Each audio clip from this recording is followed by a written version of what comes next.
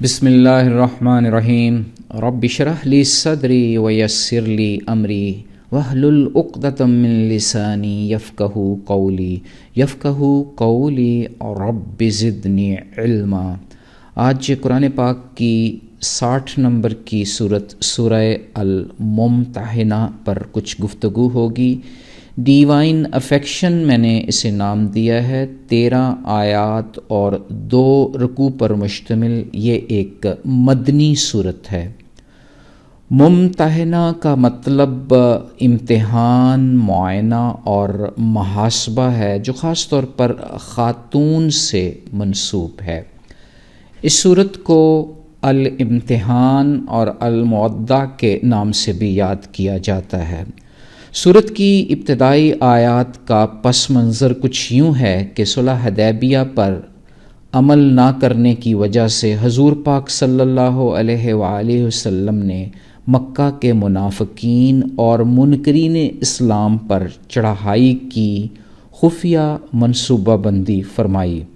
ایک بدری صحابی حضرت حاطب رضی اللہ تعالیٰ عنہ نے مشرکین مکہ کو ایک عورت کے ذریعے خط بھیج کر اطلاع دینے کی کوشش کی، مگر حضور پاک صلی اللہ علیہ وآلہ وسلم کو وحی سے سب کچھ معلوم ہو گیا۔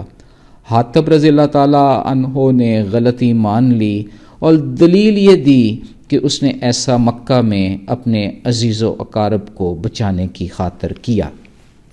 یوں اس صورت کی ابتدائی آیات یہ واضح کر رہی ہیں کہ جو اللہ کا دشمن ہے وہ ایمان والوں کا بھی دشمن ہے۔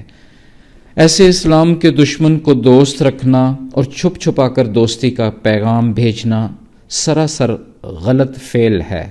اللہ رب العزت ایسے ہر اقتدام سے بخوبی واقف ہیں جو ہم اسلام کے دشمنوں کے ساتھ دوستی کا ہاتھ بڑھا کر کرتے ہیں۔ یہ سیدھی راہ سے بھٹک جانے کی نشانی ہے۔ اپنے عزیز و اقارب کی خاطر ایمان بیچنے کا کوئی فائدہ نہیں، کیونکہ روز قیامت کوئی رشتہ دار کام نہیں آئے گا۔ اہل ایمان کو یہ بھی تنبیہ کی جا رہی ہے کہ اگر مشرکین مکہ نے آپ پر قابو پا لیا تو وہ اپنے ہاتھ، اپنی زبان سے آپ کو نقصان پہنچائیں گے، آپ کے دشمن بن جائیں گے، اور ان کی پوری کوشش ہوگی کہ آپ بھی منکر ہو جائیں۔ جو حق کا انکار کر دے اس سے محبت کی پینگیں نہ بڑھائی جائیں، کیونکہ دشمن اتنا سخت دل ہے کہ آپ پر قابو پا لینے کے بعد کسی عہد و پیمان کا لحاظ نہیں کرے گا۔ جو تکلیف ممکن ہو سکی تمہیں ضرور پہنچائے گا۔ اہل ایمان کو یہ بھی سبق دیا جا رہا ہے کہ ان کے لیے حضرت ابراہیم علیہ السلام اور ان کے ساتھیوں کے طرز ایمان میں زبردست نمونہ ہے۔ حضرت ابراہیم علیہ السلام اور ان کے ساتھیوں کا خاندان کے درمیان دین اسلام کی خاطر ہمیشہ کے لیے عداوت اور بغض کا سلسلہ شروع ہو گیا۔ انہوں نے کھلم کھلا رشتہ داروں سے اظہار لا تعلقی کر لیا۔ حضرت ابراہیم علیہ السلام نے گو باپ کے لیے دعا کی، مگر ساتھ ہی ساتھ واضح کر دیا کہ میں اللہ سے ان کے لیے کسی چیز پر زور نہیں رکھتا۔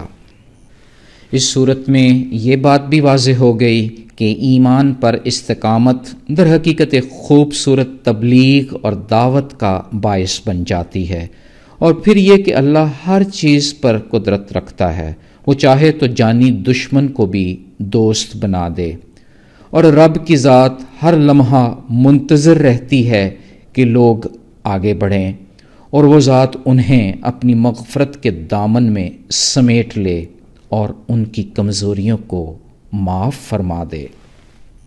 سورت میں اہل ایمان کو اس بات کی بھی نصیحت کی جا رہی ہے کہ جو دین کے معاملہ میں تم سے جنگ نہیں کرتے، پرامن ہیں، تمہاری املاک کو نقصان نہیں پہنچاتے، ان سے بھلائی کرو اور انصاف کا معاملہ رکھو۔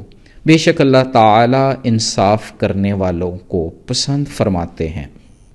دوستی اور محبت کا رشتہ اس سے قائم کیا جائے جو اللہ سے دوستی رکھتا ہے، محبت کرتا ہے، یا پھر اس سے جو اللہ اور اس کے محبوب بندوں سے دشمنی نہ رکھتا ہو، بخاری شریف کی ایک خوبصورت حدیث ہے، رسول اکرم صلی اللہ علیہ وآلہ وسلم نے فرمایا، اے لوگو، کیا میں نے تمہیں گمراہ نہیں پایا تھا؟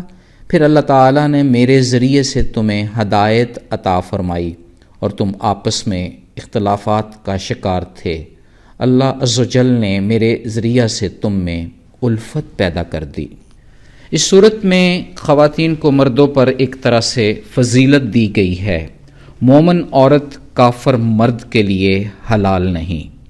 ہاں، کفر سے اسلام میں داخل ہونے والی خاتون کے لیے دروازے کھلے ہیں، ان سے حق اور سچائی پر بیعت لینے کا حکم ہے۔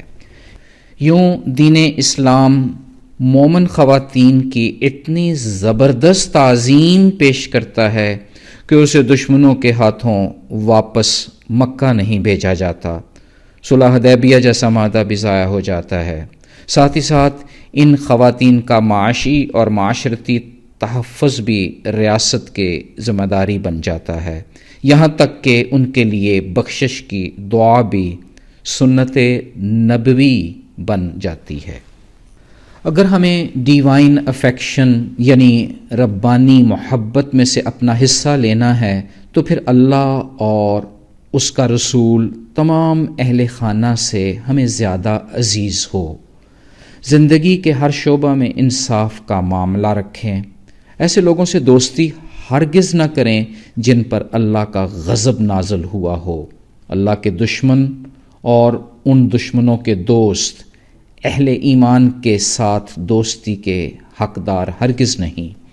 امن پسندوں سے صلح اور دوستی کا معاملہ کیا جا سکتا ہے، اور سب سے بڑھ کر یہ کہ مومن اور پارسا خواتین کو ان کا حق دے کر ربانی چاہت اور محبت جیتی جا سکتی ہے۔